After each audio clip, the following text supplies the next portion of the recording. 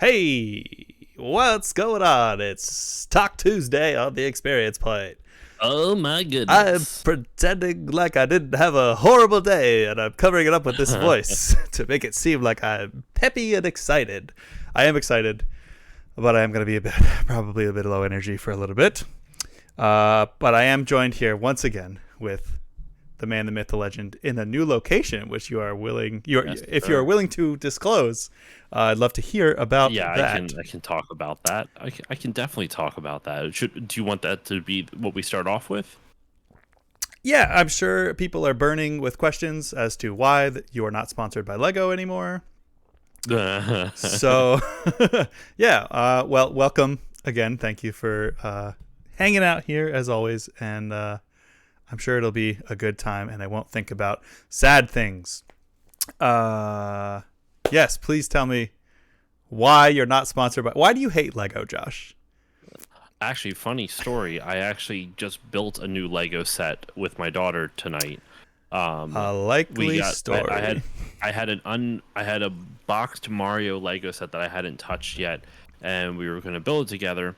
So we're up here in the new office area, game room type of thing, and I have an NES Lego set here. I'll show you the thing that she didn't fucking break. Oh, nice So Secret of Mana poster. thank you.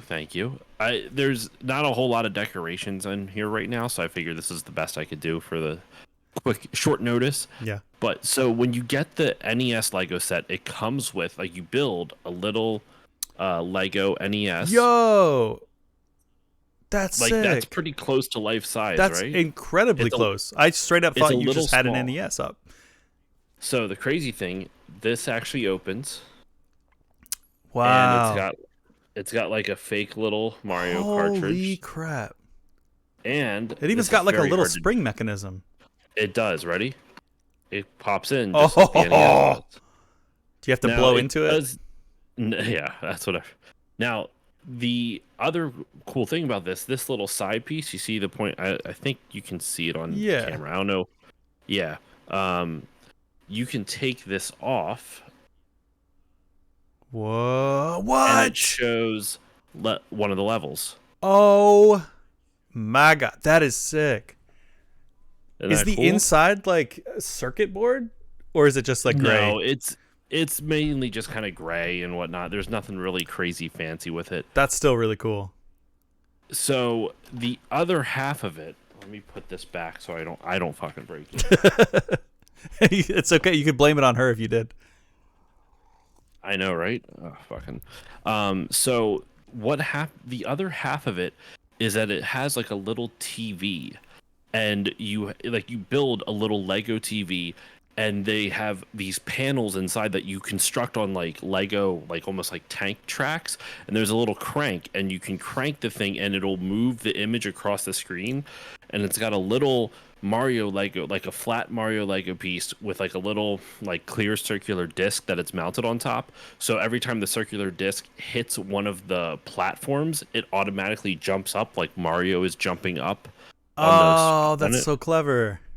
It was really cool. Felicity, or my daughter, has seen me play with that before, and I wasn't watching. I was building our new Lego set, and she knocked it off the shelf, and it shattered. Actually, hold on. I can show you at least one piece of it because the one piece is together. Hold on. The one piece is real. Oh, and you got a chrono trigger back there. If we've got any Drew the Damagers in the house, I know he'll appreciate that. I can't hear anything. So Andrew can just swear at me all he wants. I fucking hate this guy! So this was like the front of the TV. You can see it, the whole thing came off. It even has like a little clicking sound. Ready? Like the dial actually clicks. I had an old TV like that growing up. How nostalgic. Right? Can you just like hold that up in front of you for the entirety of the of the stream? Yes, please. Perfect. Exactly like that. I am trapped in a TV. Please send help. So the mechanism that this is like what you can see from the side of the top of it, like the bottom, or I guess that's the bottom. Yeah. What you actually see on the TV though Oh, cool. is this. So these pieces will, like, the crank rotates it, Whoa. and the level will actually come across the screen. That's awesome. I was Isn't that only really laughing cool? so hard because you inside the TV is probably definitely going to be what I use for the thumbnail for this video on YouTube. By all means, please do. Please do. That's so yeah, cool though. It like it's like the old like when they made old movies and they just had like a reel of like if somebody was on a motorcycle. I'm thinking about specifically Rockadoodle, even though it was a cartoon. Yeah. Someone's on a fake motorcycle and it's rocking, and then just like there's fake trees and stuff behind them that's just on a wheel that's like rotating and repeating. That's so cool. And he's gone again. As I was saying, I hate that guy. You can see here, this is like the side of the wall, but this is the little Mario guy. See that? Oh yeah. And there's a little clear piece, so every time it hits like a thing, like a ledge, it'll pop. Just kind of up, pushes like him it's up. Yeah, that's awesome. Really smart, really cool idea. And it's fucking broken because she knocked it Well, off. I was proud of myself though. I didn't yell at her. Nice. I was this close, man. I was so mad. Yeah, how long did it take you to put that together? Oh, it was a long fucking, because like No. the Lego NES and the TV took forever. Luckily, the hardest part of the TV was the rotating panels, and that's completely intact. Nice. So hopefully I can just disassemble the rest and then I'll find the instructions first and then disassemble the rest and go from there. Yeah, and you don't have to So- replace your kid either Yeah. No, I don't. So this time. to what you were saying before, I'm not sponsored by Lego, and that was the thing I was telling you off Mike, off stream, about what, like, I was having a good day until blah blah blah. That was the until. No. She broke I was like, Was that today? Kid. That was literally about an hour ago. Yeah. I would have also really- shattered into 1,000 Lego pieces. I was so sad. So Yeah. the reason though I'm in a new location is I moved. My wife and I bought a house. Kind of having a small anxiety attack right now, just like Yeah. thinking of like, oh shit, I need to set up auto pay for all of these different things. Which, Oh yeah. believe it or not, it's not as much as I thought. Gotcha. What's up, Link Lover? Like, How you doing? Greetings from the UK. I Hey, mean, to the Barefoot Link. UK. Sorry. to the UK. Yeah, he's from he's a Brit. A Brit. I can't do it. That wasn't even an attempt at an English accent. It was like a halfway there. I'm like, I can't do accents.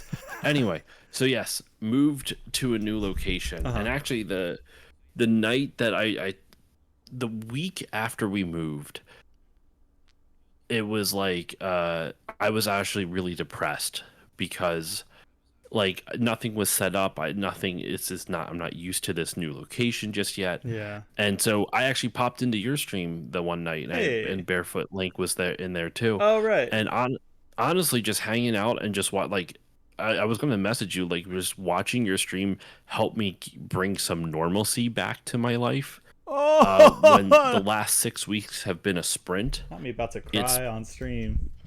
I'm barely holding it together, so.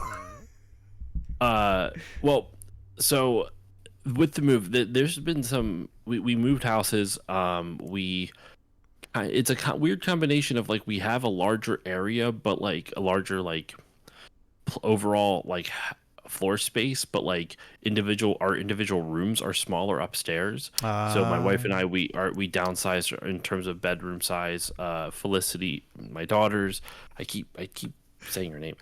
My daughter, she got a smaller bedroom, and then this office that we're in now is smaller than the game room that I was in. With that said, there is a plan to, at some point, my wife and I want to have a second kid. So when that second kid does arrive, we're going to convert our attic and put like drywall and insulation and all this other stuff up there, and that will become like a full-time game room. Nice. So right now I can't fully decorate this the way I would want to. Yeah. I have to kind of go with like, because my wife wants to be able to make this as like a semi office as well. So Yeah. uh, I like this it is though. what this. It's nice and minimal, and the lighting I was telling you off mic is not as harsh here. It's a cleaner, like whiter light too. I think it was a bit too warm in your old place, so this is nicely balanced. You can relate to that as you're moving home on the 23rd. It Really? is Well, stressful it's as a lot of hell. work. Like it really. I mean, you've moved a few times, Andrew, so you know what Oh my it's like. god. It's a lot. I was in a different Um. school every year of my life until 7th grade. I Oh, moved a really? I crap didn't know ton. that. Yeah, and then when I moved out, and then in the last 10 years I moved 4 times. So Hmm. yeah, definitely. I've been here at this place for it'd be 7 years coming up, and I'm owed Okay. a carpet cleaning. My my apartment. Landlord's got to get their shit together. Yeah, luckily I don't really have the landlord to deal with because I've had all the worst ones in existence. So I just have like a management company, and they are so hands off. Like I was hesitating about saying this, but it doesn't matter. It's not like they're watching my streams. I'm not supposed to drill anything into the walls, and I've like significantly like drilled and added like curtains because the little cheap pieces of shit that they give you are terrible.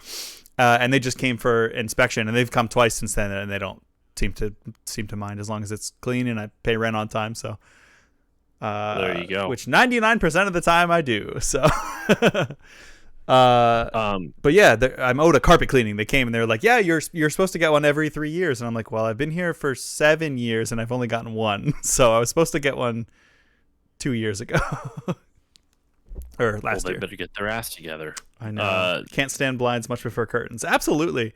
It's also like Well- when it's too bright, what do you do with those shitty curtains? It's still always going to be bright. So I got like not quite blackout ones, but I forget what they call them, just like room darkening ones.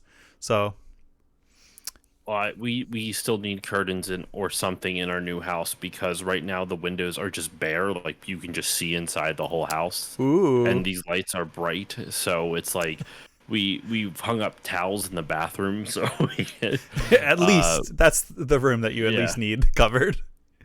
yeah. Unless you want to just show the so- goods to your neighbors. I don't know how close you So are to wh- your neighbors.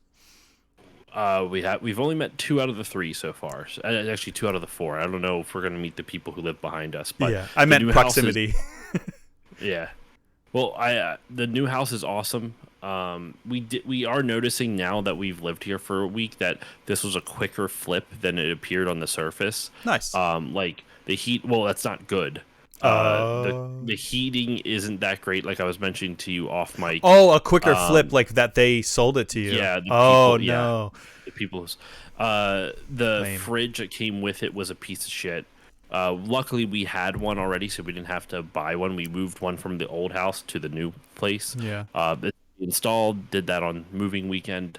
They did not have a washer and dryer, but there was a hookup for it. We had a washer and dryer, but the problem is the basement. There's only one entrance in and out, and we weren't quite sure it would fit.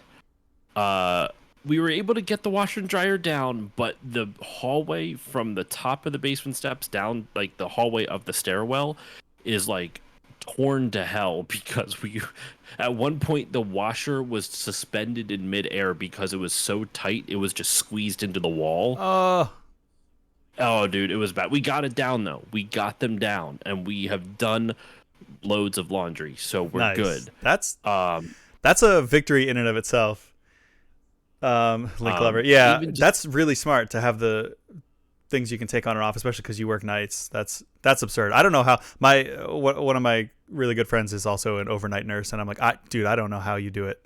He's like, I just am slowly dying inside. Like working when the sun or sleeping when the sun is up and working at night is like it's terrible for your body. But I don't know. I'm not a doctor. You're an actual doctor, so you can tell me, Link Lover. But I've heard it's really bad for you.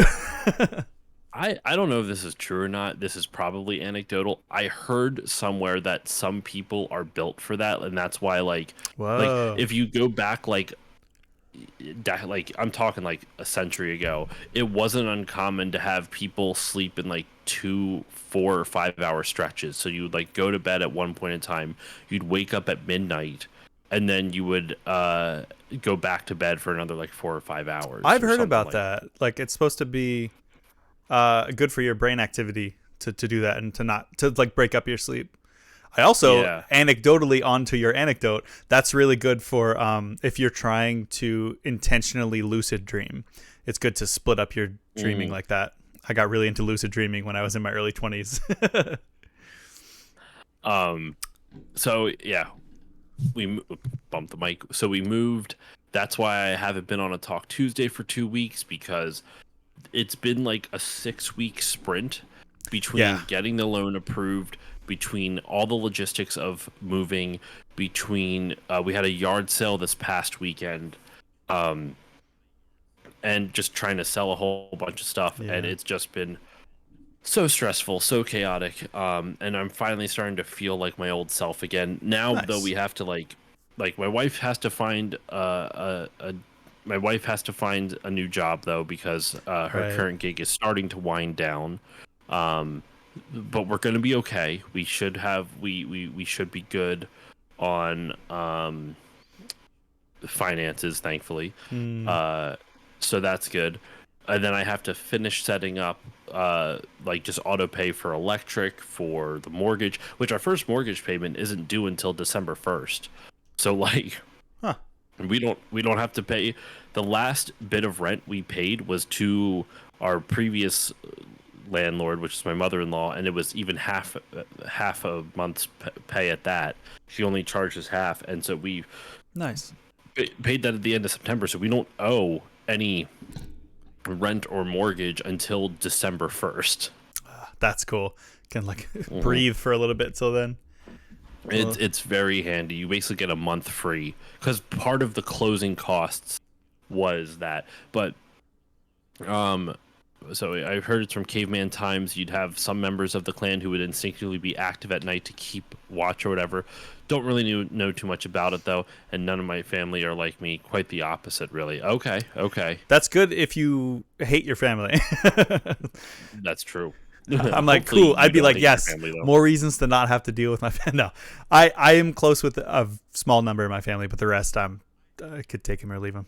I've been blocking more and more of them on everything lately because they've been pissing me off. But Yay, such politics. are the times. Yeah. Oh, politics Um, and just straight up verbal abuse. You know, you know how it Oh. goes with family. Love it. Love it. I know we have our two things that we experienced. I did watch the Yes. first 3 episodes of Arcane. I Okay. have yet to hear what you watch or didn't watch of Bluey. So Or you, why don't so we start there? To catch. I have one more thing with the move, if you don't Oh, mind, sure, before absolutely. we jump in. So this, I'm not gonna go, because I know not everyone is like religious or spiritual, so I'm not gonna say like this is definitely like some higher power, but it is weird sometimes how coincidentally serendipitous, that was a lot of Ooh, I fancy like sounding that. words, yeah, that shit works out. So here's why I say that. Whether it's because of a higher power blessed me or whatever the fuck, you know me, Andrew. I'm like religious, but not like crazy Yeah. religious. I don't like to shove it on people, so that I'm going to leave it at that. As all But- religions should be, yeah, in my opinion, anyway. But so in January of this year, I came up with the idea of doing backlog month for the podcast, Nice. right? Where I had 4 games that I wanted to play that I had never never played before. So what I did was, on my Patreon poll, I put up 16 games, and people could vote for as many games as they wanted. They could vote for all 16 if they wanted to. Nice. But the idea was the 4 games with the most votes would be the 4 that I covered for backlog month. And back in January, I was like, well, let me think about like when would I want to have these episodes come out by. I was like, you know what? October would be perfect, because that way I'm not waiting till the end of the year. And I have all of October already planned out. I have that, right? Now at the time, my wife and I had been searching for a house, but nothing had we had not even found this house or anything like that. So I arbitrarily planned and arbitrarily I picked October just for I just thought that felt like a good amount of time, 10 months to beat 4 games, along with the other games that I'm going to be beating along the time. So by I want to say March or April, I had already beaten 3 out of the 4 games. Nice. I had recorded the first 2 episodes of it by like June or July. I recorded the 3rd and 4th. The last one was actually recorded last month in September. And so all of it was planned out then. Then the house that we bought, we originally looked at it about 2 months ago, and we really liked it. But what happened was we couldn't. My mother-in-law, like, I looked at it one day, and my wife had to look at it a different day due to some scheduling things. So we couldn't all be there to look at the house. So we wanted to make sure both of us saw it before we would say, yeah, let's put in an offer. Right. So by the time my wife was able to see it, so she could say, yeah, I like the house, someone else had already put it in an offer, and we lost, and it was accepted. So yeah, it sucks. So then we are house hunting, and then a month passes, and this house pops back up on the market. We're like, okay, that's odd. So we talked to our realtor, and we find out that the people who put the offer in the first time, their offer was contingent on their current house selling. They needed the money from that sale in order to use as a down payment for the sale of the house we're in right now. Gotcha. And that fell through. Oh. So because that fell through, it came back up. So we put in an offer. They accepted the offer. We go through all the loan underwriting stuff, and the date that we actually signed all the papers to buy the house was literally like the first day of October. Like the first day of backlog month, right? And so leading up to that means I would have had to like cram 2 or 3 weeks worth of episodes in and get everything ready, and while trying to prep for a move. But I didn't have to do any of that because I had already recorded 3 or 4 episodes prior to us even putting in the offer on the house. Right. Though I only had to record 1 other episode. So the time that I had to literally just take a step back from content creation, I could, because I had already, like, the time I had to take a step back from content creation because of the house process, because of everything, I could because I had already prepped for everything. Right. You still had content ready to come out. And just coincidentally, serendipitously, right? So then I kind of step away from content creation because I'm stressed as fuck trying to figure out the packing and moving and all the finance stuff and all that jazz. Well, the weekend of the move, so it wasn't this most recent weekend, it was the weekend before, I start getting emails from people being like, hey, I would like to come on your show to talk about a book I recently released. So right as the light at the end of the tunnel begins to show, all of a sudden people start reaching out to me being like, hey, I think I would be a good, I got asked by a publicist for the MIT, like the college MIT, Massachusetts Institute of Technology. They have like a press arm or a press like fucking section or whatever you want to call it. Department. Department. Thank you. I couldn't think of the word. They reached out to me and they're like, hey, we have a book that recently got published about the Commodore 64. We think would you like to interview the author? We'll send you a review copy. I'm like, fuck Hell yeah, I do. yeah. That sounds cool. A buddy of mine named Gabe Swore, who had been on the show before, shout out to Gabe. He's an awesome dude. He was the executive producer of the Animaniacs reboot a couple years ago. That was a great reboot.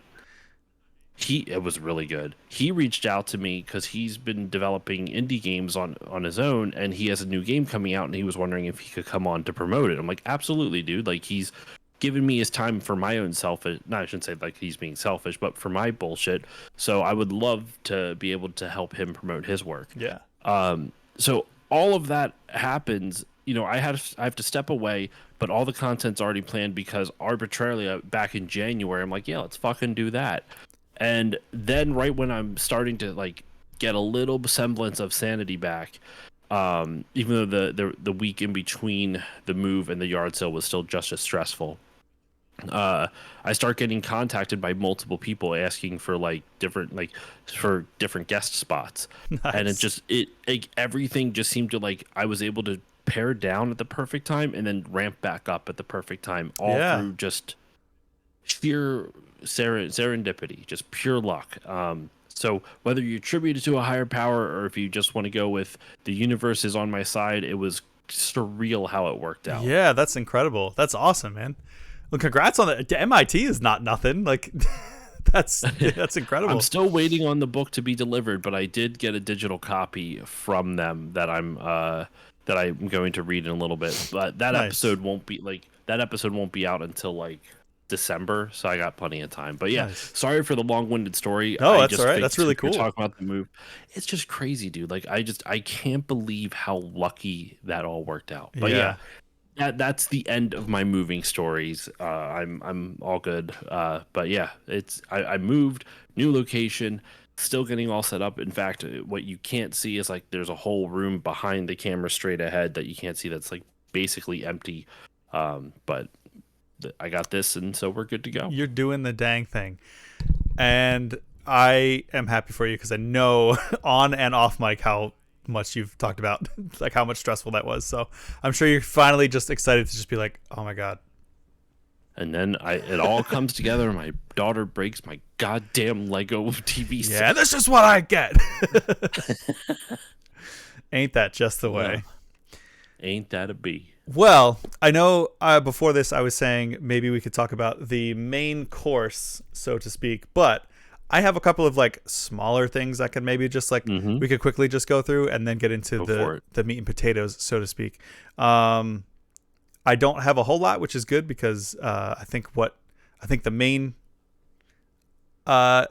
dish is going to probably take up a little bit more time anyway. So since we have talked, I know 2 weeks ago I had my friend Lizelon, who is also known as Risaru / Liselot Halcyon.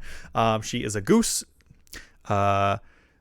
We talked Yakuza. That's one of their favorite, very favorite franchises. So I officially caught the bug, and I'm like, okay. So I am a huge Sega fan. I'm ready for the hate that this gets, but I have never played Shenmue or Yakuza, any of them. And I found out in that stream that they're actually in the same universe. And like Yakuza kind of was born from Shenmue, and I was like, okay, well, crap. I guess I got to play Shenmue 1 and 2 and then play Yakuza. I want to play Yakuza 0. But before I do Shenmue, I want to have another guest on.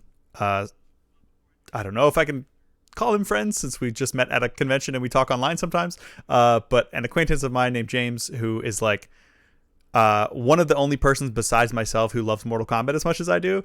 And he, as much as he loves Mortal Kombat, he loves Shenmue. He's always talking about Shenmue.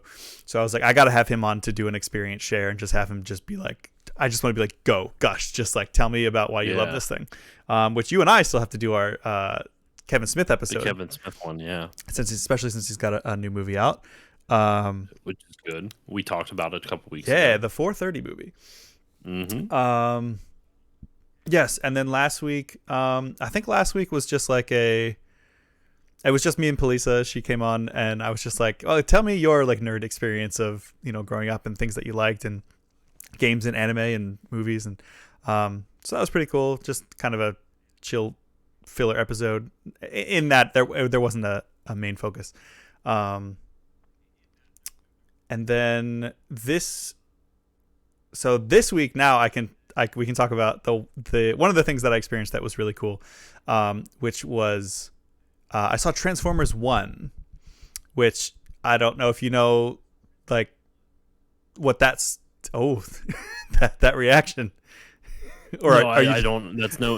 That's just me listening. Oh, okay. I thought I saw a little bit of an eye roll, and I was like, "Uh-oh, he has feelings." No. I was just like I was trying to. It was a thinking expression. Like Transformers 1, is he talking about like the OG, or is it like a fan series called Transformers 1, or is it something new? Like I was trying to figure it out, but I wasn't going to interrupt. I was going to let you Oh, tell me okay. about, I mistook that for vitriol. Andrew. Oh my god, fucking Transformers. So, well, I'll let you know then that it's an official new. It's like the new Transformers movie, but it's fully animated. There's no human actors or humans at all. Thankfully, it completely takes place on Cybertron, which is what we've been wanting them to do for ages. No Sam Witwicky? No Sam Witwicky or Spike Witwicky or Sparkplug or Megan Fox. It's a bit of a departure, but I actually really liked it. It's very divisive in the Transformers community. It's very, very funny. I found myself like laughing my ass off in the theater, like, and I went to see it by myself. Like there were other people in the theater, but I didn't go with friends or anything. I was just, I live next to a movie theater, so I can just go down and see whatever movie, whatever I want, because I have the Regal Unlimited. I was like, I'll go see the new Transformers. I've heard good things. I've heard bad things. It's probably going to be kind of mid. And I found myself more on the 8 out of 10 range. Okay. There are some things that I kind of rolled my eyes at, but there were some scenes where I literally was almost crying laughing. Like, there's a scene where so it's a prequel. So it's Optimus Prime before he has the title of Optimus Prime, and Megatron before he's got the name Megatron. So they're like young-ish. Okay. And so his name is Orion Pax before he takes on the mantle of a Prime. You have to be like chosen by Primus, which is like their god, basically. Like, okay, it's wild. The Transformers theology is quite intense. But yeah, so they're like minors, not like under 18. They're like, they mine. And they can't transform. So they're basically like slave labor in this universe. Like, they're not all Transformers can transform, or, well, I don't want to spoil, but in the movie, at the beginning of the movie, they can't transform. So he's rummaging around. This is like the first 5 minutes of the movie. He's like sneaking in somewhere where he's not supposed to be, and these two like big security bots like catch him, and they're like, what are you doing here? You know you don't belong here. You're just a stupid miner. And the other one's like, yeah, he can't even transform. And he's like, oh yeah, watch this. And he goes like, and he starts to like kind of move his body, and then he like curls his head down, and the camera's going all over his body and showing him just making like little micro movements. And then the next cut is him like 20 feet away, just running for his life. It's so fucking funny. I was dying. I was like, oh, he can transform, but he can't. He's just literally like just moving his body to make it look like he can, and then he just runs. It's really so good. Funny. But it's really funny. The voice cast was really good. The humor was good. There was some like, okay, yeah, that's for kids. And then there's a lot like, oh, that's for us. Like, that's for like the 30-year-olds, 40-year-olds. Real fans. Who have been in it, like, yeah, since the 80s and 90s. But yeah, solid movie. I kind of want to see it again, which I normally don't. Normally I'm kind of a one and done unless something like really speaks to me. But yeah, it was very cool. I liked what they did with the overarching Transformers lore, and it was good. It was good. I won't say it was great, but it was really good. Hey, that's sometimes that's all you need. You just need something that's good. Not everything has to knock your socks off. Right. Yeah. And the voice cast was great. I thought I was gonna hate. So Orion Pax / Optimus Prime was actually played by Chris Hemsworth, and I thought I was gonna hate it. I was like, this is so stupid. But he did a really good job sounding like a young, kind of plucky kid, so to speak, in the beginning, and then by the end, when he, obviously this is not really a spoiler, he adopts the mantle of Optimus Prime, and then he starts to sound more Peter Cullen towards the end. And I really like that voice performance of like taking that character arc all the way through. Brian Tyree Henry as Megatron was great. Keegan-Michael Key is Bumblebee, which is really funny. He has some of the best lines in the movie too. He's like, yeah, I'm called Bumblebee, but like I'm thinking about changing my name to Badassatron. And he's like, but you got to say it like that. You got to say it like Badassatron. It's so funny. That's pretty good. Yeah, but yeah, I liked it. Solid 7.5 out of 10, I would say, just off the cuff. And then, Well, I can save this for next week's, but I'll do a little teaser. But I did my character creation for the Star Wars tabletop RPG that I'm going to be playing. Oh yeah, it's funny enough. I'm actually trying to schedule the second D&D session with my friends right now. Nice. Though I have to find where the fuck I put my character sheet because we packed everything up. I'm pretty sure I know where it's at. I just have to go find it. Yeah, oh god, I didn't even think about that. Everything you need, like at a moment's notice, like when you move, is like, well, shit, where's that now? You know. Yep. You don't need me to tell you that, but yeah. So there's so much. It was I haven't met any of these people. It was just like a. Oh, never played D&D, but really want to. It's a lot of fun. D&D is great. Yeah, if you get a good group of people, like if you have people that you feel comfortable with, and you can really, or if you're like extroverted enough that you can, essentially improv on the spot, it's a lot of fun. And even if it's not, if you have a good DM, they can kind of guide you through it. But I didn't know there's a really cool. I may have talked about this before. I've played Baldur's Gate, if that counts. It's basically that. It's literally that, just without being a video game. You're just telling the story. The only thing that I would always say, like Baldur's Gate, Baldur's Gate is basically the systems. What is the systems in the game? But the thing that it's like, I don't think a game will ever be able to replicate is just the improvised storytelling, the group storytelling that D&D offers. But yeah, that's going down. That's going down a different topic path.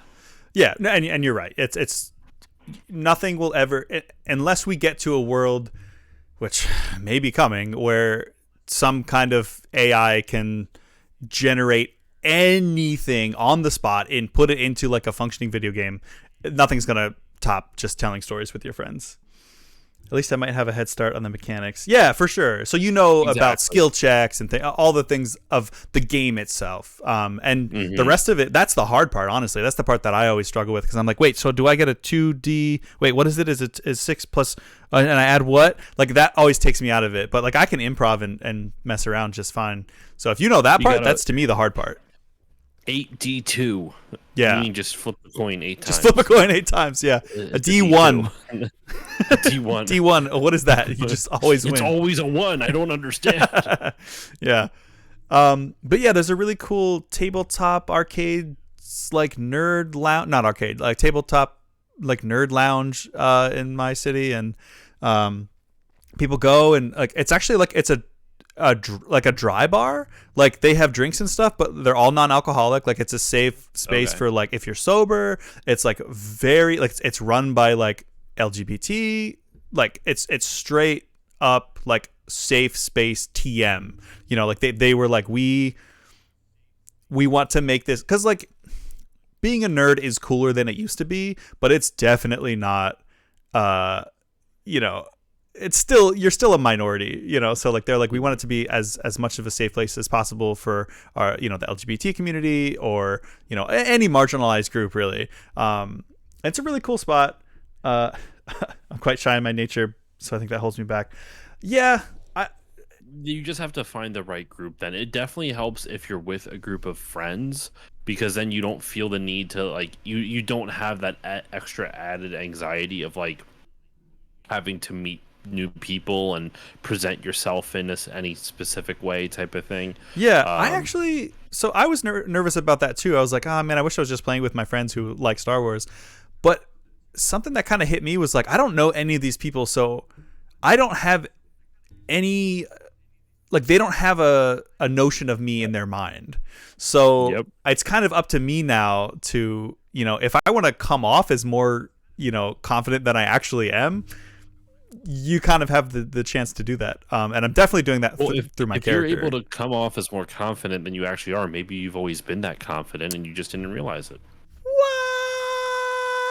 What? Mind blown. Django Fett seismic charge into my brain. Well, I think it's worth. The hard thing is if none of your friends are really into D&D. The only thing that holds you back really is having a DM or a GM, game master, dungeon master, or whatever, which in a weird sense, I normally don't advocate for this, but there are like AI DMs that you can use if Whoa, no one. Yeah, my buddy Jamie, who's my DM, actually said they've tried it before and it actually worked pretty well. that's cool. Um, That's probably great yeah, practice, at least. If yeah, you don't do a and whole while game with it, you know. it because you can get an AI to completely generate a campaign from scratch, and they said it, like they even had like plot twists and stuff in it. It's Oh, crazy. cool. I like that. So, and normally I am not an AI fan, but I think when it Same. comes to something like this, I'm okay with it because it's like if you can't find a group or if all of your friends want to play, no one wants to learn how to DM. DMing is hard. Being a Right. DM is very fucking Sure. hard. Um, so if no one wants to take on that mantle of responsibility, totally understandable. This is a way you can get around that. Yeah. I will always say it's obviously better with everyone being real humans, but if you're in a pinch, apparently the AI thing still works, and you're still getting some kind of user generated like story, like group storytelling because you are all doing it together. The AI isn't necessarily feeding you the story; you're feeding it the story type of Right. thing, and it's reacting to what you do, which is Yeah. kind of cool. You said mantle of responsibility, and you just sent me down like a Halo tailspin. Like I'm just thinking about the Forerunners and all that. Oh, I know too much about Halo. Yeah. So I went to this cafe for the second time. I just went there one time to see how it is. I went this time to meet the group, and we created our characters. And this Saturday, or no, what's today? The 15th. Yeah. So this Saturday we'll actually be playing. It's going to be every 2 weeks. So I will be hopefully happy to report back how the first session goes. I'm a little bit nervous. Like some of the group seems, very socially awkward. And I'm just, my fear is that everybody's going to want to be the main character because I don't think anyone's played this version of Star Wars before, or this, like they've all played D&D before. Yeah. But I feel like in Star Wars, it's like, everybody's gonna probably want to be, hero Jedi character, beacon of light, So I don't know. We'll see how it goes. My character is gonna be a swoop bike racer, which I'm pretty excited for. Basically like a gotta go fast the character. It's a bunch of dudes there, and even the one girl is not playing a female character, so I'm playing as a lady just to spice things up a bit. She's Miri Allen. She's if you've seen the green, they're humanoid, but they have green skin and like the black tattoos, like usually diamond shaped tattoos across their faces.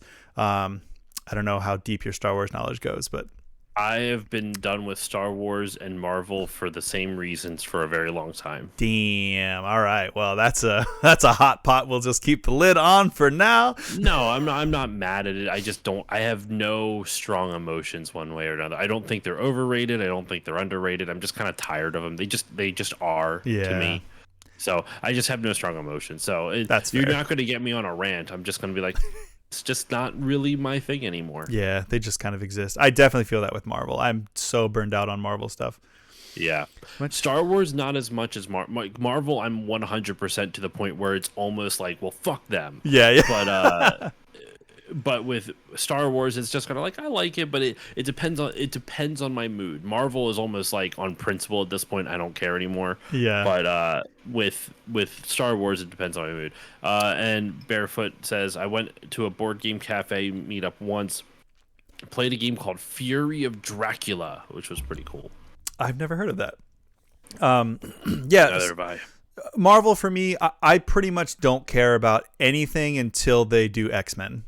Deadpool and Wolverine was a nice little tease for me, but once they properly do an MCU X-Men, that was always X-Men was always my favorite Marvel thing. And Spider-Man, and particularly the symbiotes. I really like Venom. But until I see the new X-Men, I don't really care about like the Marvels. Like there's a new Captain America movie coming out. I just don't really care. Yeah. The last Marvel film I watched was the Tobey Maguire Spider-Man. Oh my God. Back in 2000, what was that? 2003? That's a long time. Forever ago. 20 years. There's been a lot of good stuff since then, Link Lover. it sucks though because everything's connected. So it's like, oh, if you watch one, you kind of have to watch this, and then you have to. I'm out of touch. Oh, that's fair. But Star Wars, there's a ton of incredible, like particularly in the animated shows, like Bad Batch and Clone Wars, Rebels. I even really liked Mandalorian. Police and I are going through every single Star. We started in May for May the 4th. Episode 1, Phantom Menace, was in theaters, and so we saw that. And then from then on, she was like, I actually really liked that. We should watch all of it. And so we've just been going through watching like every piece of Star Wars media, and we're about to start season 3 of Mandalorian, which is not to sweet. Push you, but we are already like, it's already 9:00. Oh my God, you're right. We still have to talk about Arcane and That's Bluey. true. I forgot. I'm so sorry. I'm used to, well, I say used to, but the past 2 weeks I didn't have a time limit. So sorry. Okay. Last week, or no, 3 weeks ago now, we talked about, well, we've talked about it every week, but we locked in a media trade / book club type deal where I watch something that you've been wanting me to watch for a long time, and you watch something that I've been wanting you to watch, or just something that I think is really good and relevant. And I proposed Arcane because it is one of the greatest animated shows I think I've ever seen, and there's a new season coming out in November. So I don't want to lead the witness, but if you did like it, you'll be set up to watch more. And you've been talking to me about Bluey since its inception. So why don't you go first with Arcane? That makes me nervous about what you thought about Bluey now. I almost would rather, okay. Do you want to flip a coin? No. If you didn't like it, you want to roll I'd a rather D2? you go first. If I didn't like it, I should go first. Yes. Oh, what if I didn't watch it? Then you know what, Andrew? Then we're done. You will have to wait to hear my Arcane thoughts. Well, it's a good thing I watched it. Okay, so you didn't like it then. I'm not going to be offended if you didn't like it. No. I'm not that crazy. I'm kind of trying to place how I feel about it. There's a lot that I think I'll say just baseline overall. I don't think it's for me. There is a lot that I liked about it. What episodes did you watch, I guess? So, yeah, that's good for context. I watched like the first 10. Okay, so that would have been... I saw Keepy Uppy, which was great. And everybody... Yeah, a lot of people loved Keepy Everybody Uppy. wanted me to watch Keepy Uppy. My favorite was... Oh, you played the Lego Skywalker collection. Sorry for missing that one. I don't know why my chat just like disappears after a while, but it's still... I can still see it. All the Lego Star Wars games are great. My favorite was Shadowlands. Yes, I really liked that one. That one embodied, I think, what I really liked about it from what I've watched. I know I still have a lot more to watch, but and I do want to continue. Like I'll say that, like I liked it enough to be like, yeah, I'll probably it's good. Like with the week that I've had, it was nice to like turn off my brain a little bit and mm-hmm. For context, and I know that they do address this in the show, which I'm looking forward to seeing how they do. But today is the 1-year anniversary of my Nana's passing, and she was the closest like family member that I had, like outside of like my mom and sister, you know. So it's been really hard ever since, and it was very sudden. So we didn't even have like a let's say our goodbye. It was like gone. So that's been really hard. So it was nice to have something like light and fun, and that I didn't have to think too hard about. Like Police and I are also watching. There's an anime for Nier Automata, which I love that series to death. But it's very heavy. Still have to play it. Oh, so good. It asks a lot of you, so I was very excited to watch a show that didn't ask a whole lot of me. But so Shadowlands in particular, I think embodied what I loved about it, which was like really tapping into, in a very honest kind of, in a way, like that childhood innocence and imagination and wonder that kind of taps in the same way that why I still love Pokemon to this day, and why I still like hate when people try to make like dark, edgy versions of Pokemon, because it's like, yeah, we're all older now, but it doesn't mean you can't still have that like light and fun and colorful and airy and like imaginative and the wonder of it all. And it took me back to being a kid and playing all these like dumb games, you know, with like my cousins and my sister, and just making up. I love the point of that one was like, you know, making up the rules and sticking to them, so you can't just be like the little poodle girl is like, well, what if all the crocodiles are sleeping, and they're like, well, that's not fun, like then, you know, they're almost saying like, then what's the point, you know? And then they have fun by sticking to the rules that they established for the game, which is like, you can only move in the shadows or else the crocodiles eat you. It's like floor is lava. And I love that. And the things that I think I didn't quite, I don't want to say I disliked, but there were things that I was like, okay, this is for parents. Like, and not that you have to be a parent to enjoy it, but I was like, it's very much like, oh yeah, I see what you're trying to say. Yeah. Oh, yep. Gotta play these games with the kids. Oh, he wants to watch the rugby or whatever. And it's like, he doesn't get to. That type of thing. See, that's never what hits me. The thing, the only parental thing that I would say that really hits me, there's an episode all about mom guilt, or like parental guilt, like when you feel guilty for not doing the best for your kids. That's later on though. Gotcha. But what I love about the show, at least from what you've seen, is when dad commits to a game, he fucking commits. Yes, and that's another thing that I liked. He does not, like, he is, if you continue watching, dude, the magic xylophone, where he's sitting outside like all drawn up, and he's got a feather boa around him, and he's just holding the hose in his face. Oh yeah, he's just blasting himself in the face with the hose. Just waterboarding himself. And like, for his children, he's waterboarding himself for his children. Yep. It's so fucking good. Yeah, I did like that a lot. Like the committing to the bit type of thing, which I have a personal history of doing that, like just like with a partner, to the point where somebody thought I was dead. It was a very similar, I had a thing with an ex where if she would touch my nose, I would have to like fall asleep. And so I would, all the time, we'd be out in public, and I would literally like slump. And she did it one time when we were at a convention on a lazy river, and I literally just like, she booped my nose, and I went to sleep, and I was just like basically dead on my inner tube and was floating, and like I could hear lifeguards being like, "Is he all right?" And we got separated, and I had to wait, and I committed to the bit so much that like I had to wait until I went like a whole loop around again, and then she like unfroze me, and then she was like, "I can't believe you did that," and I was like, I wish that I hadn't, but I did.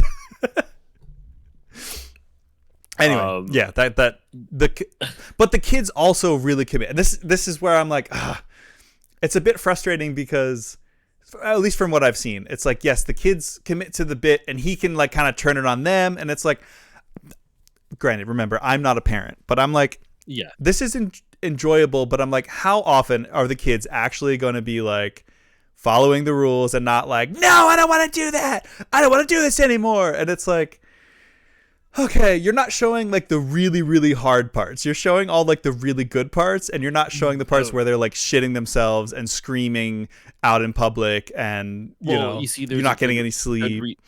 There's a good reason for that, at least from a parental perspective, because they deal with that enough.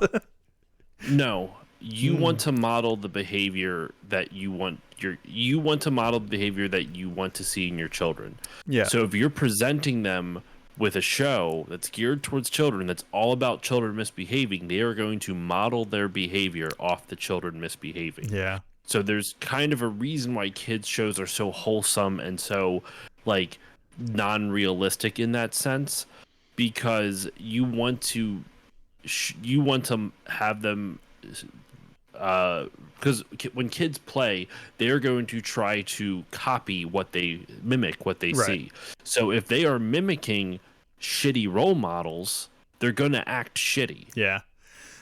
I'm not sure why I kind of expected that, but I was maybe because I know just from what you've said and other people have said that they do deal with like real life things and somewhat heavier topics. And I think maybe I was thinking that it wouldn't be a kind of glamorized version, but what you're saying makes total sense.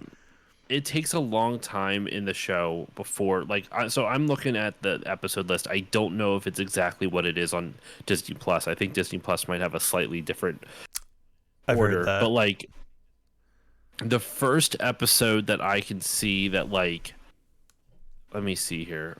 I'm trying to see the first episode that I can see that deals. There's a good one coming up. It's episode 16 called Yoga Ball, and it's all about being too, like, Bandit the dad is playing too rough with Bingo. And that one is really good because it's teaching consent for kids. Where it encourages Bingo that, like, hey, if this is too rough, you need to tell me so I can stop. So it's encouraging Bingo to use her big girl bark, as they describe it. Bingar. Yeah, Bingar. Arnar Bingar. But like looking ahead, there's a lot of really cute ones, obviously. I would say the first one that, like, really trying to see what's one that, like, is really, like, it hits you in the feels. The one where they have to put Bingo down. God, fuck Andrew. That's terrible. All right, kids, we're gonna take Bingo to the vet. She's gonna go to sleep now. There is an episode, not putting Bingo down. There is an episode where called Copycat. Actually, that might be coming up. But there's an episode called Copycat where Bluey finds a bird that's injured on the side of the road. Oh. Or Bluey finds a bird that's injured, and so they take it to the vet, and I won't tell you what happens. Gotcha. It's interesting. I loved speaking. That is coming up in episode 38 of season 1. Okay. Which obviously sounds like crazy, but they're only like 6 minutes. Yeah, they're like 7 minutes or something. You saying her finding the bird reminded me how much I loved the walking leaf, or like the leaf bug. Yes. Or whatever that they find. Why would a leaf want to walk? Why would a leaf want to walk? And it's just like, and I love the like fisheye lens, super zoomed in like version of her, like from the bug's perspective. Like he just has this big face taking up like the whole screen, and then you have this tiny little bug with a little face. It was just so cute. 1 second. But yeah, I think overall, I'm a bit I don't want to say conflicted. It's kind of complicated. I liked it. I will probably keep going. I did find it cute. It was nice and wholesome. It's hard for me to really feel connected a whole lot when it's like the parental stuff. There's going to be a lot of stuff that isn't parental, though. Like the thing that I think you will enjoy about this, if you continue to keep watching, is excuse me. Is the exactly what you liked about Shadowlands. Yeah. This show has a lot of moments of like really trying, like, that really shows how the joy of childhood and like the whimsy of childhood in a way that I've never seen any other show be able to nail. Yeah. Exactly. Like Shadowlands is really good. I think you would have gotten to barbecue or fruit bat. Yes, barbecue for sure. I think fruit bat. Yeah, fruit bat, and I liked barbecue. I just try to relax in my relaxing chair, and they're like, "We want salad dressing. We want this. We want that." And she couldn't just go like, "I don't want to." She's like, oh, "Well, I'm in charge of the salad, so I have to do all this stuff now." And I was like, yeah, this is what you put your parents through every day. It's really funny. And I love how, like, one of my favorite running jokes is that every time Bingo's trying to do something, she ends up like knocking the beer out of her dad's hands. Yeah, and the other guy just keeps laughing at him. And that's Bandit's brother. Stripe. Oh, okay. I kind of got like I an love uncle that vibe.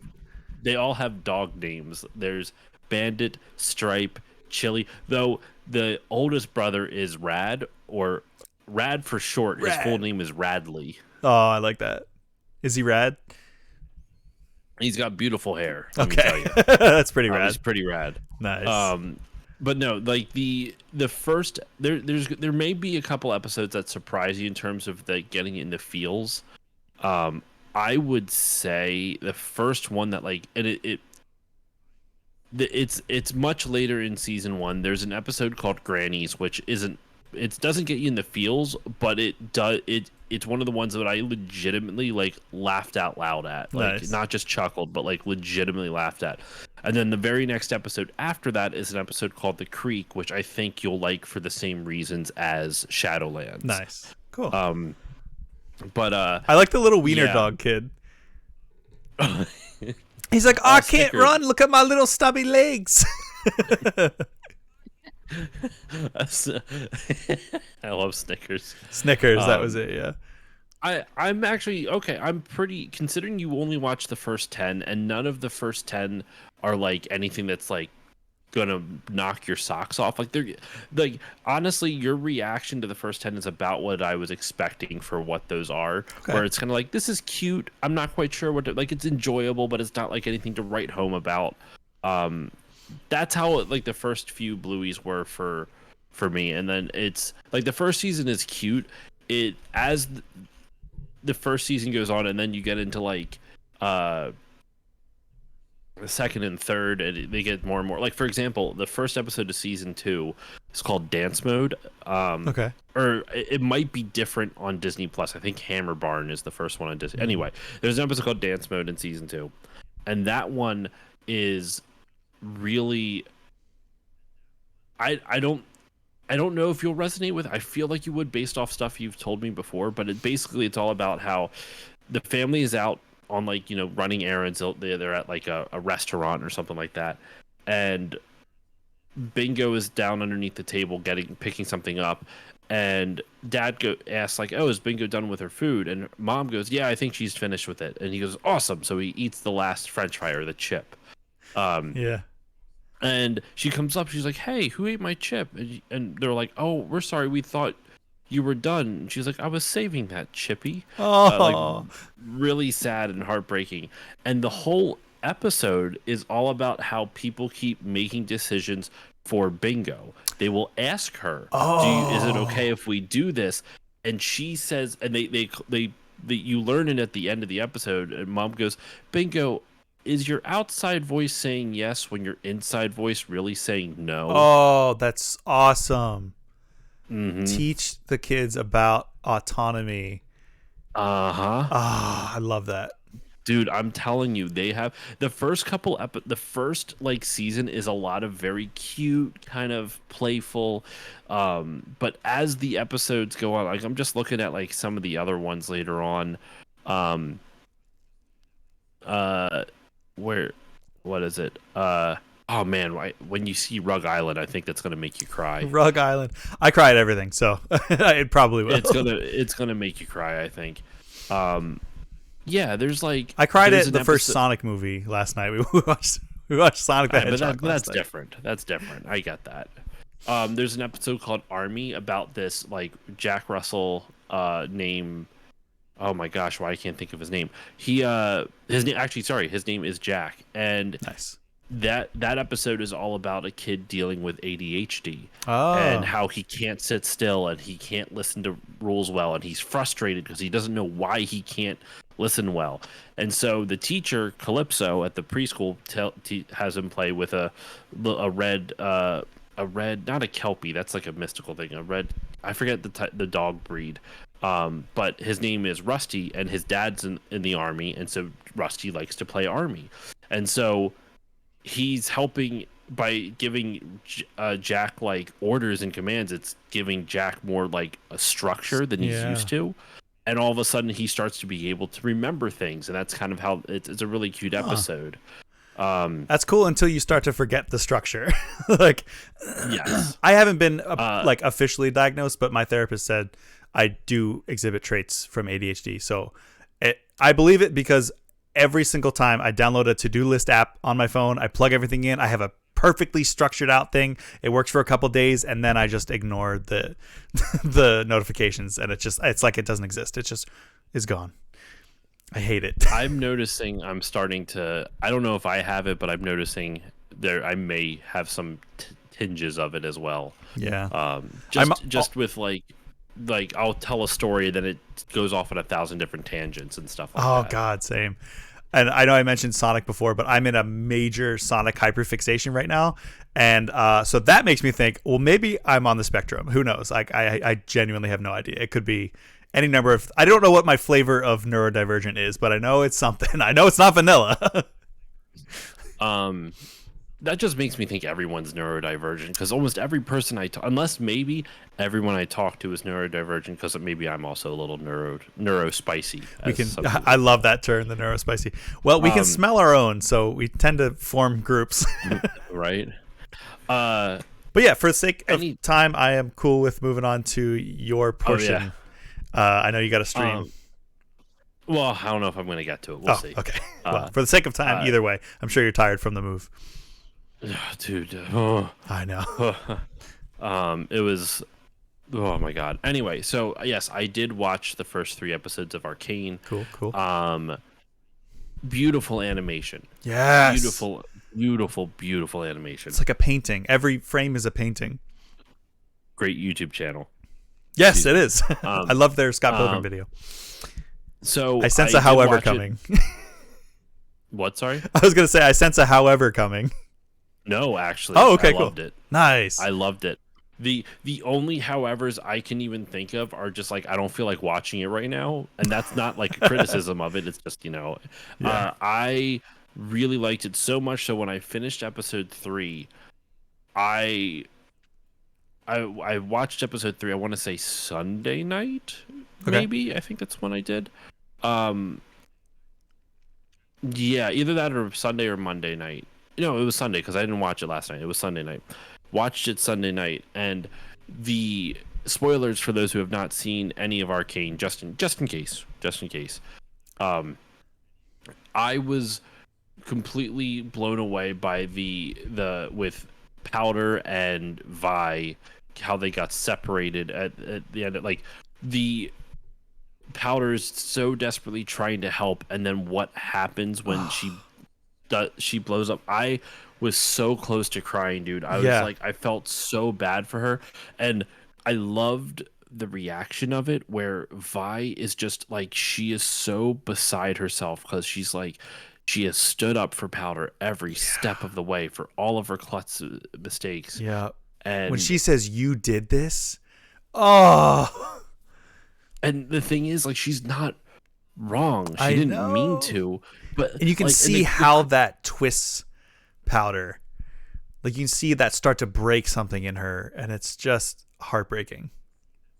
I am very curious how their relationship is going to last over the next 6 episodes. Like, what's going to change with it? Because I feel I'm so sad. Yeah. I wanted to cry so bad. I was so sad. I'm like, you should have let it out. I can't. It's not even like I won't. It's like it is so hard for me to actually cry. Like it's not a macho thing. I have no issue with like talking about my emotions and talking about how I feel and having other people cry in front of me, male or female, it doesn't matter. I don't give a fuck about that. I think maybe it's internalized toxic masculinity. I don't fucking know, but it's very hard for me to cry. There are times that'll, like, when the dam breaks and oh man, it breaks. But it's how can I put this? It doesn't bubble up or anything. You know, like some people, like if they keep it all in, then it's much more difficult and it boils over. I never really boil over. Like when I boil over, I just need to like completely decompress and get some alone time. But in any case, I think the last time I cried, like I've cried this year. I'm trying to think the last time I can cry, like where it just like it there was no effort involved for me Yeah. to like bring that up, was when my grandparents died. Uh, Um, yeah. what back in 2020, like it just, oh man, it like everything came out. That'll do it. I miss them a lot. I'm gonna I get know. emotional just thinking about it. I'm right there with you. Today's a hard Yeah, day for me too, in that regard. it's rough, dude. It sucks. Now my grandparents, the anniversaries of their death was have already passed, but I will still I know this is a side tangent, and ADHD and all that other shit we just talked about.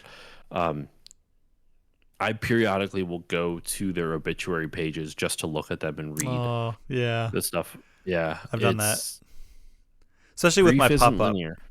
My grandfather, my mom's dad, um, Mm, was very well known in his communities, and his funeral was like there were probably 1,000 people there. It was wild, and so I go to his obituary sometimes, his obituary website thing, and to see everything that everybody's written about him was really cool. Like, and obviously I know some things about his personal life that's like, yeah, I mean, warts and all. He's a very warm person and definitely like lit up a room. But yeah, I don't think there's anything wrong with that. Some people would say like, oh, that's like cry porn, like you're just trying to make yourself sad. But it's like, no, it's reminiscing, and it's you want to remember them fondly. grief isn't linear.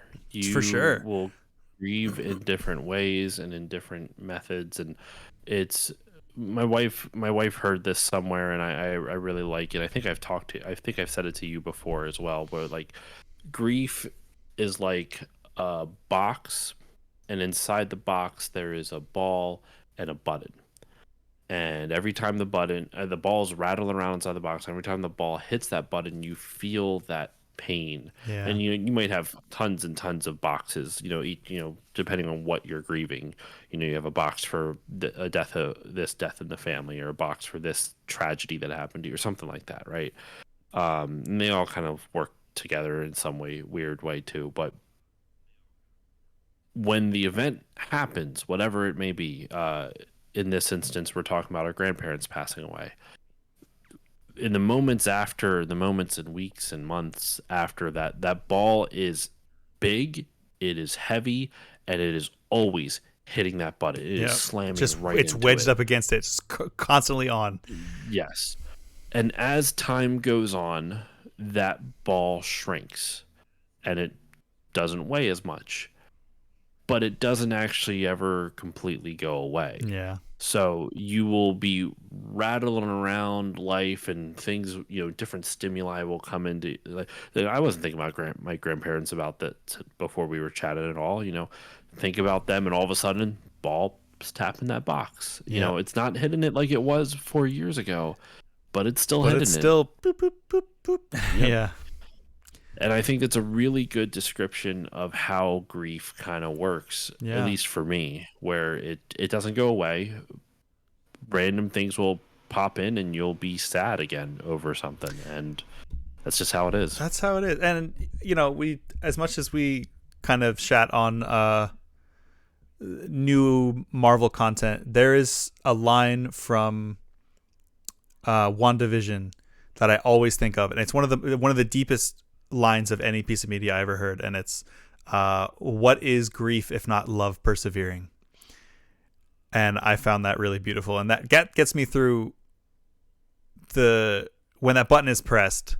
It's like, okay, but like, yes, this hurts and it sucks, but I'm feeling something about them, and that makes me think about them, and that makes me think about the good things too. Like, I mean, just talking about, to echo what you were saying, I don't know if this is a spiritual thing. I don't know if this was her coming to visit me in some kind of way, but her favorite animals, or her favorite animal was cardinals, like the red birds. Okay.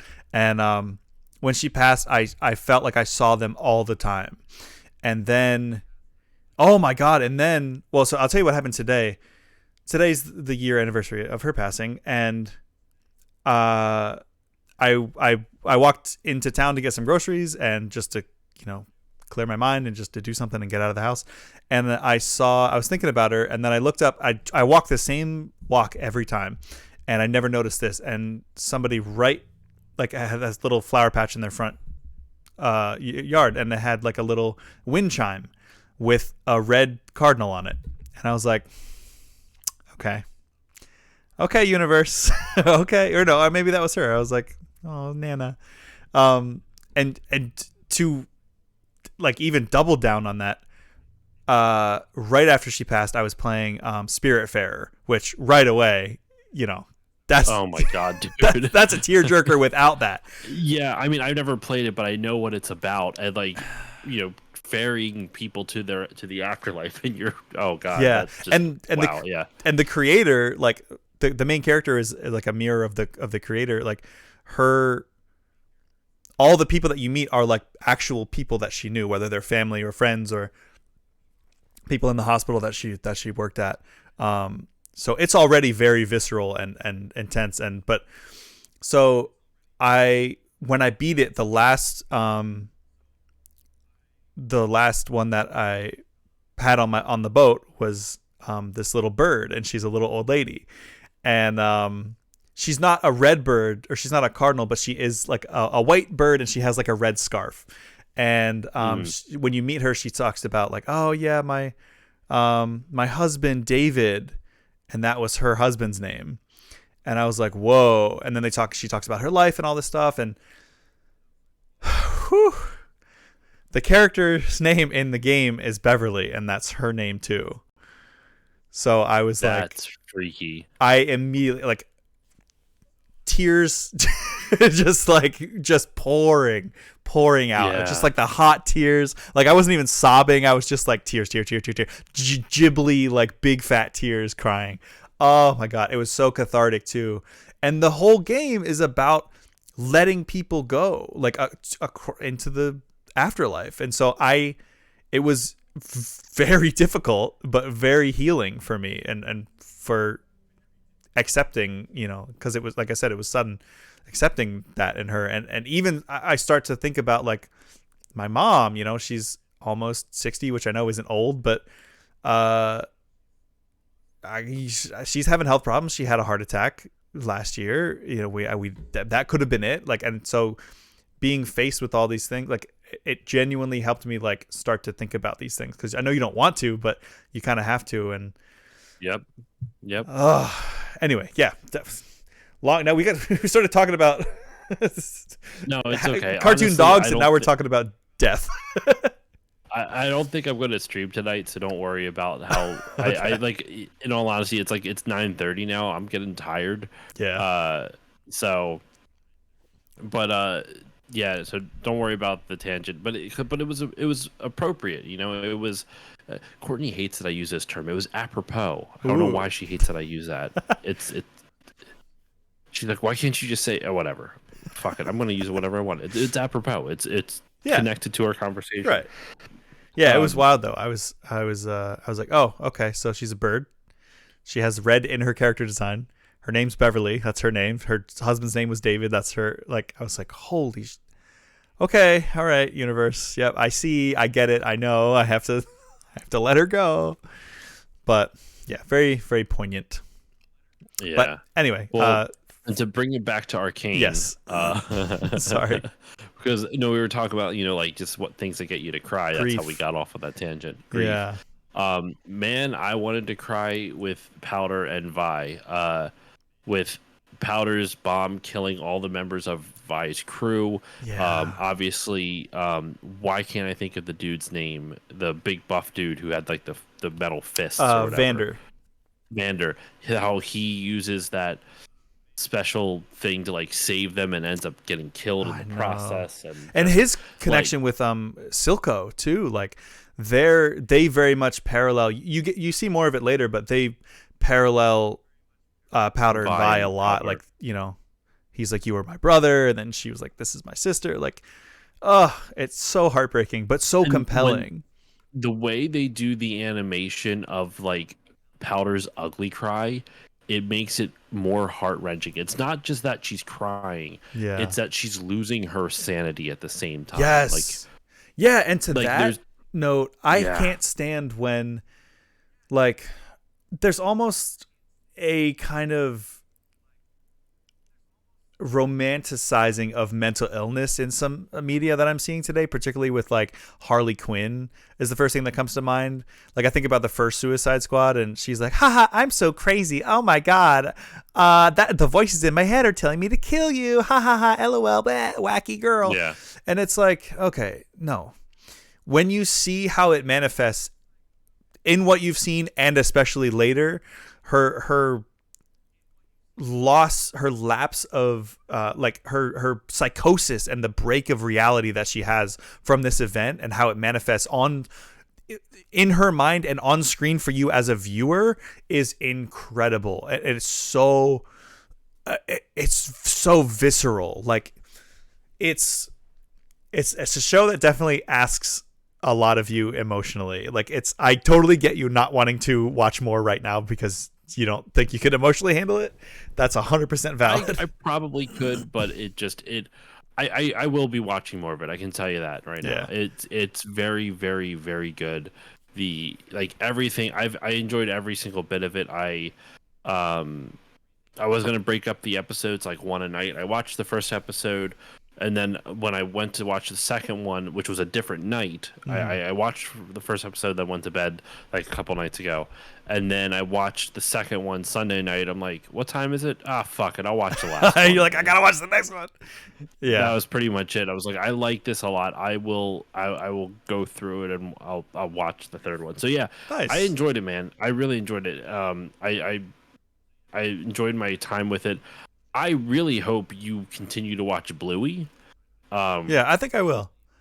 Because it does take a little bit to get to the episodes that will make you cry. Yeah. But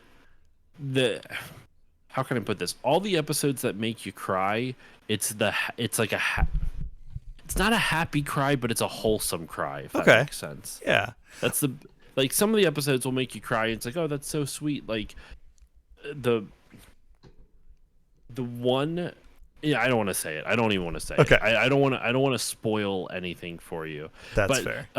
There are episodes, you were saying before how you want to see the episode of like, are they ever going to be bad kids? There is. The very last episode of season 1 is called Veranda Santa. Okay. And that one involves like Bluey kind of being vindictive and how her parents teach her a lesson about not being vindictive. Okay. It's interesting. Oh, cool. It's interesting. Also, like there's an episode called Neighbors in season 1, which I adore. I don't know what it is. I love. It's nothing makes me cry about it. I just really like that episode. It's very like cute and wholesome to me. Oh. Nice. Yeah, I mean, I'm gonna need a short-ish show to fill the void of. Have you ever watched Tonari no Seki-kun, the anime? You just spoke gibberish to me. You are studying Japanese on Duolingo before we got on this call. So no, I know is possessive, but I have no idea what everything else you said. There was a name and then something possessive because you used something kun. Something, yeah. So Tonari no Seki-kun. Tonari is like my neighbor. Like Tonari no Totoro is my neighbor Totoro. Okay, so Tonari no, what's Seki? Seki is a name. So my neighbor Seki-kun? Yes. Seki actually means seat in Japanese. So his name is actually, it's funny because, so it's, the main character is, I think her name is, oh my God, Yoshino or something. But her neighbor, like in class, is named Seki, who sits next to her in the seat next to her. So his name is Seat, which is kind of funny. It's like it's a 7-minute anime series that's so freaking funny.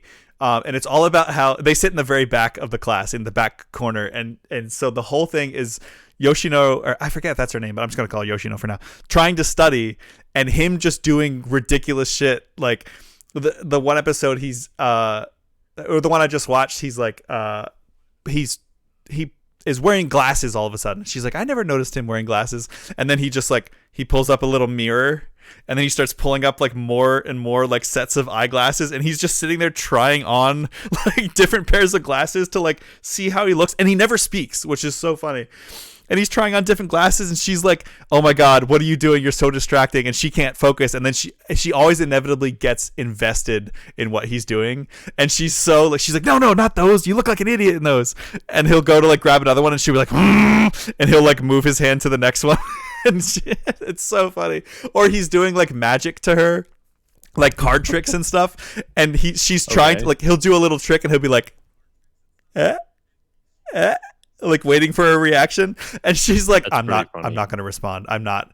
And then like he'll pick a card for her. It's like, oh, the ace of diamonds. And then it's like, she's like, oh my god, this kid. And she looks over, and there's like another kid with like an ace of diamonds like sticking out of the back of his pocket, and she's like, how did he do that? That was amazing, but I can't let him know that I found it amazing, so I'm just gonna sit here. And she's like sweating, and he's just looking at her like,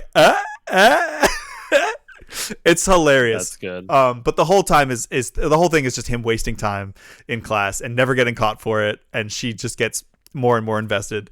But I brought that up to say that's been my or I should say our police and I've been watching it. Our go-to like I'm just remembering another episode. Our go-to like if we only have a little bit of time and we don't have like 20 minutes for an episode, or God forbid it's a long show like an hour long, and we just have like a 7-minute show, we'll watch that. And then so when that's over, I think Bluey will be a good substitute for that. Like throw something on if you're having a bowl of cereal and you want to sit down and watch something real quick.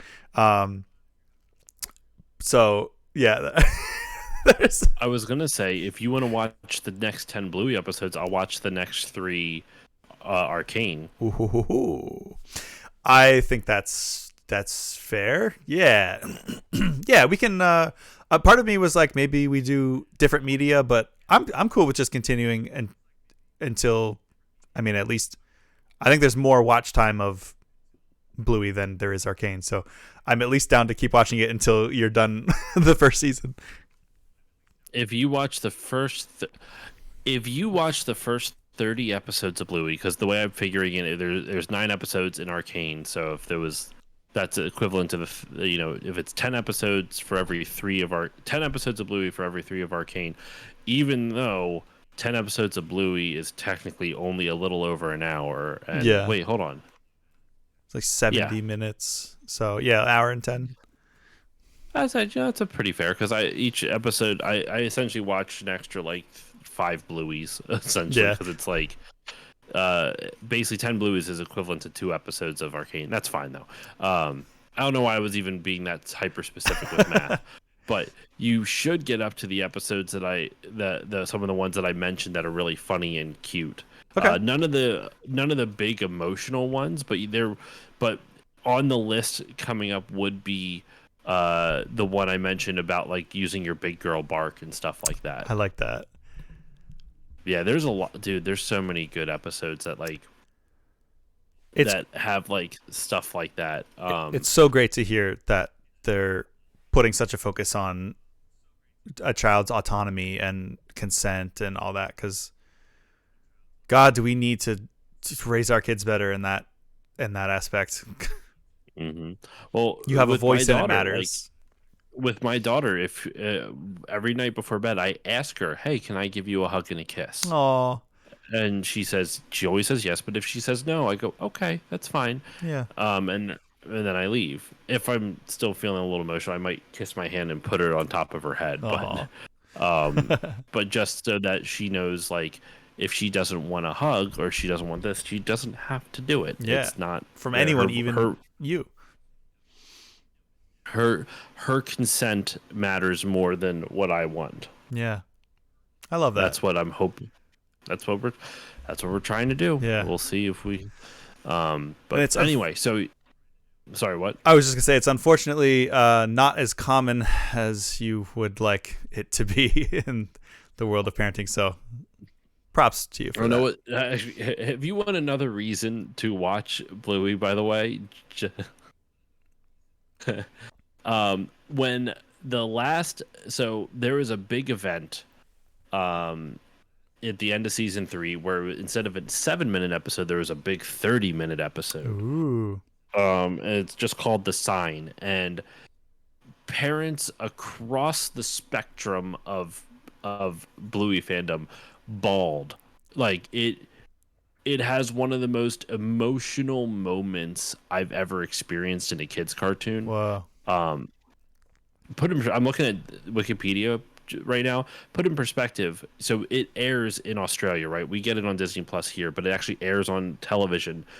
Um, the end of season 3, up until like season 3, there's like they released it in different parts, right? There's like part 1, part 2, part 3, and part 4. Part 4 is the one that has um the sign on it, which is this big episode. Okay. Prior to that, the highest number I had seen was there was 563,000 viewers on Australian TV, which is pretty high for considering it's there. When the sign came out, it was 2.2 million. Holy crap. Like, it was just huge. And the reason I say that is because when when the sign came out, and parents across the world earlier this year were crying and sad about, like, it's not even that sad. It's a beautiful episode. All crazy right-wing pundits were like, this is degrading parenting, this is, like, this is just the grown adults crying over a children's cartoon, they should be ashamed of themselves. And I'm thinking, haha, fuck you, you don't realize what this is. Oh, and the current right-wing grift is that Bandit the dad is they don't say he's too feminine, but they say he's too in touch with his emotions, and it's not teaching his kids, like, healthy things. It's something along those lines. It was something insane. Yeah, because being emotionally unavailable and distant from your kids is totally the way to go. And having emotions for a man is weak. Don't you know? Listen, I understand there are times when you have to be able to bottle up your emotions because you got to get some shit done. With that said, you should always be willing to talk to people you care about how you feel, and feel no guilt or remorse or judgment for it. Right. Like, yes, there are times you need to be the stoic, manly man, but that's not. I'm using that as a stereotypical generality. Yeah. People have to be like, I'm talking about women, anybody. It doesn't have to be male specifically, but if you're going with the stereotypes of the stoic, manly man, everyone has to be that at some point to get some shit done in their life. Yeah.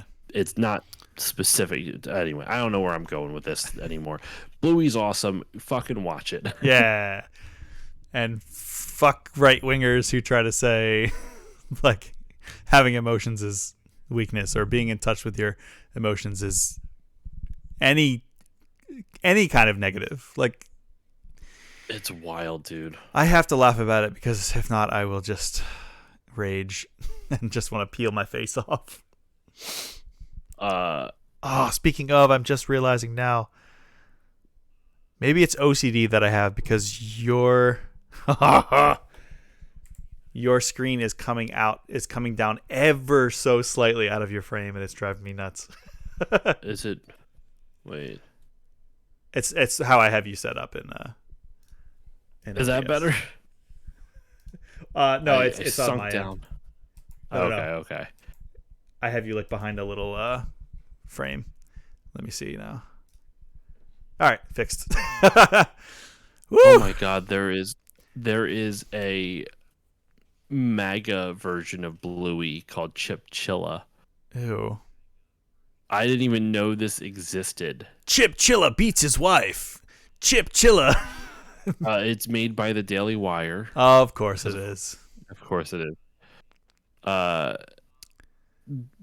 Boring has pitched. Oh, it's called Bent Key. Sorry, as a direct response to Disney's perceived sins of wokeness, and in fact, made a point of launching the channel on Disney's 100th. Okay, great.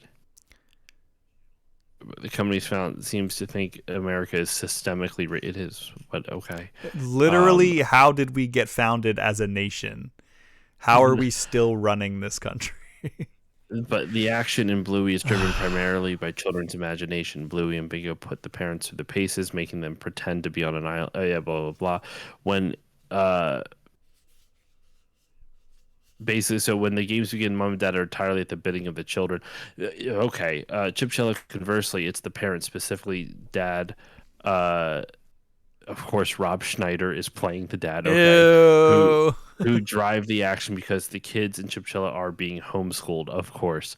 So Of when course they Chip are. pretends to be an astronaut or his big sister Charlotte, it's because fun-loving Tum Tum has told them to do so. Okay, so they can only play when their parents tell them to do so. Right. How else are they going to be good, God-fearing, gay-hating, minority oppressing Americans if they don't learn from Rob Schneider? So you want to hear the bet? So here's the thing that actually take out any of the political stuff with that, right? Take out any, which based off what I read, they didn't even have anything overtly political other than them wanting to make anti woke whatever the fuck. Even though Bluey is not woke in the slightest. I shouldn't say in the slightest, but like it's just whatever. So Kevin Smith, to bring it full circle, and then we can close it out. He did a movie back a couple years ago called Jay and Silent Bob Reboot. Right. So in the original, have you seen any of the Jay and Silent Bob movies or nah? I haven't seen a lick of Okay. Kevin Smith movies.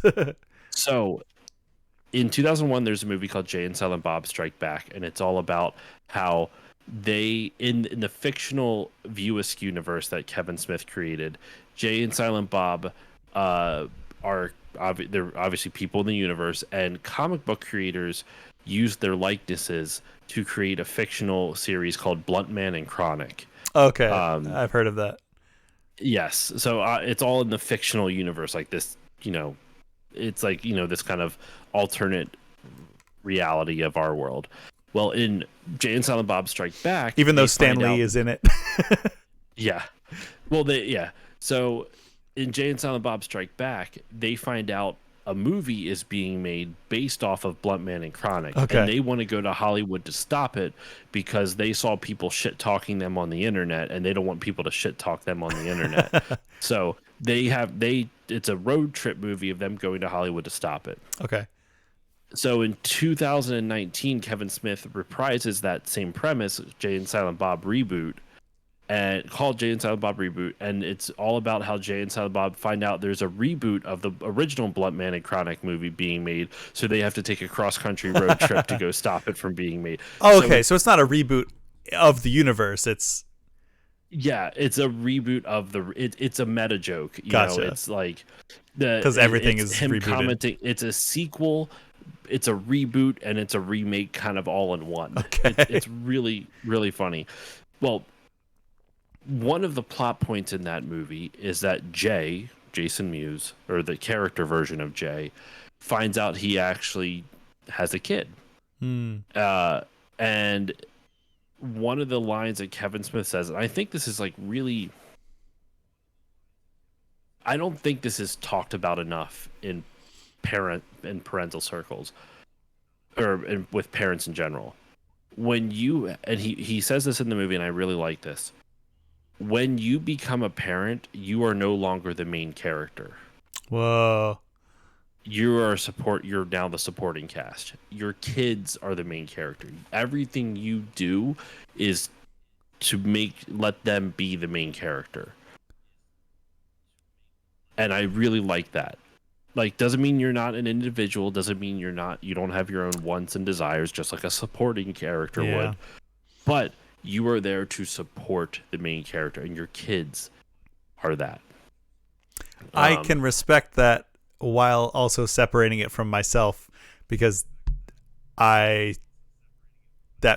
just it justifies me not wanting kids even more. I mean, being a parent, like trying to be a good parent, this makes me sound like such a good person. I don't mean it that way, but it's a selfless thing. Like you have to be more selfless at the very least. And reading that whole anti-Bluey, like conservative version of Bluey, how it's all about when the dad says what the kids control the parents. I'm like, yeah, You do. They do. Like, yes, you set boundaries for them, but by and large, they are your puppet master. You know, like they're pulling the strings because you have to base your entire schedule around them. Right. Now, you are not. You just can't pick and choose what you want to do whenever the fuck you want anymore. And that's okay. That's how it is. I like. I don't hate that. Right. But like, Or if you raise them like this show is saying, then they just grow up to resent you, and you wonder why. I thought I raised you right. Or that you raise them to be so very selfish because they are never like then some parents don't realize that once they have children, they are no longer the main character, and they care. I can't share any stories because it's nothing with me actually personally, but I have some friends who I have someone very close to me who dealt with a lot of bullshit from their parents, and it very much screamed of like the parents didn't realize they weren't the main characters anymore. They would make them do like, can I go over to a friend's house? No, we're gonna scrub the floorboards, like literally scrub the floorboards. Oof. Or sand the floorboards and shit like that, like fucking like crazy shit like that. So like they didn't have a social life because of it, and yeah, it's crazy. So I'm not going to go any further than that because that is not me. Sure. For tell their stories, even though I'm not even being specific as to who. But it's like when I heard that's what came to mind. They still think they are the main character, and that's when you don't realize that, or when you try to have a kid solely. I'm not going to say it shouldn't somewhat be for your gratitude because you want this in your life, but when you have a kid solely for your gratification, then you get into things which, again, so many reasons why I don't want kids, because I am terrified of the idea of like they're not going to be anything like me. And then you get things like parents who force their failed dreams onto their kids, whether it's sports or like, God, how many dance moms are there out there who are like, tell their daughters that they're too fat and you're never gonna get a man if you keep doing that and keep eating these things. And then it's like you wonder why eating disorders come into. You wonder why your kids resent you because you're forcing them to do the things that you couldn't do in your life. And sometimes this might be a bit of a hot take, but sometimes it's because you have kids and you can't do those things anymore. So then you're like, well, my consolation is I'm just gonna make my kid do it. And it's like you can't use your kid like a vessel for like your kid can't solely be there to live vicariously or for you to live vicariously through them. You know, like it's so much pressure. It's so much expectation on that kid to like live up to something that you know they're never going to. And then I don't know. I have a lot to say about that, but we're trying to wind down. I know. And I that's a different topic for a different day. Yeah. But anyway. Yes. I think I should probably get going. Yeah. That's a good stopping point. Past 10. I think for next week, are you good to do next week? Yes, as far as I'm aware, there's nothing else going on. Sweet. On my schedule. But side note, before we go, can you hear when the heat turns on and off? I can only hear it, at least in my headphones, when you're talking, and it's very quiet. Okay. It's like, wow, it is loud as shit. Really? Here. So like, I guess I have the gain turned down low enough that it's not picking up a lot of room tone. That's probably why. Yeah, I can barely hear it. It only sounds honestly like a tiny bit of static behind your voice. It's not loud or noticeable. So you are all good. Anyway, but yeah, no, I'm good for next week. I'm looking forward to it. And if you're down for it, we can do the next 10 of Bluey, the next 3 of Arcane. Yeah, because there's 9 Arcanes? Yes. Okay, 9. so you'll be 60 4, 5, and 6 through this show. will be the next. Okay, cool. Yeah, I'll watch up to what do we say, 30? Up to 30 of Bluey?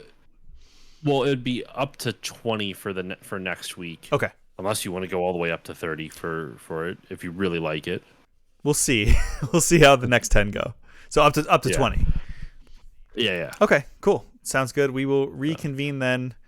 You have a good night, sir, and thank you for joining me here on the Experience Point on a Talk Tuesday. That's all. Oh, sorry. No problem. Okay. Always a pleasure. I see you slipping away. All right. Take care. Have a good night. And I am so glad that I have therapy tomorrow. All right. Have a good night, y'all. All right. Take it easy.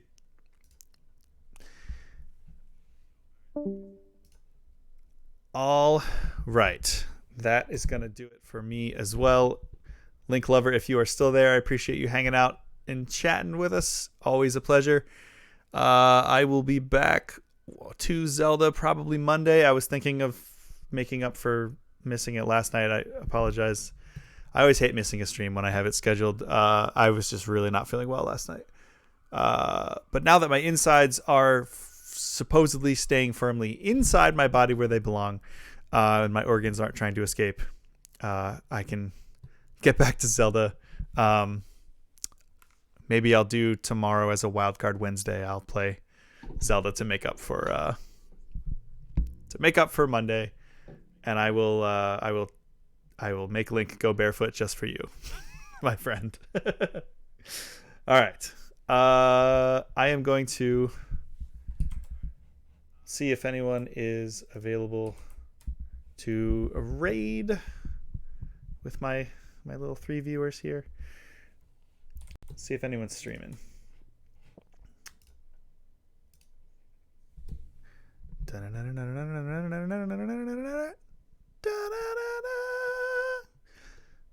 G to the next level again. Shout outs once again to Josh, who was just here, Still Loading Podcast's very own Josh, for turning me on to this guy.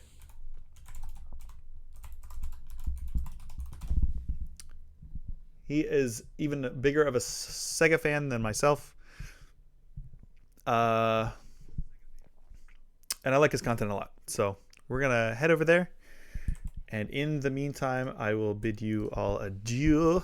Thank you for hanging and chatting. Take care of yourself. Take care of each other. And play a Sonic game. A good one. One of the Genesis ones. Or Sonic the Fighters. Or Sonic R. Good night.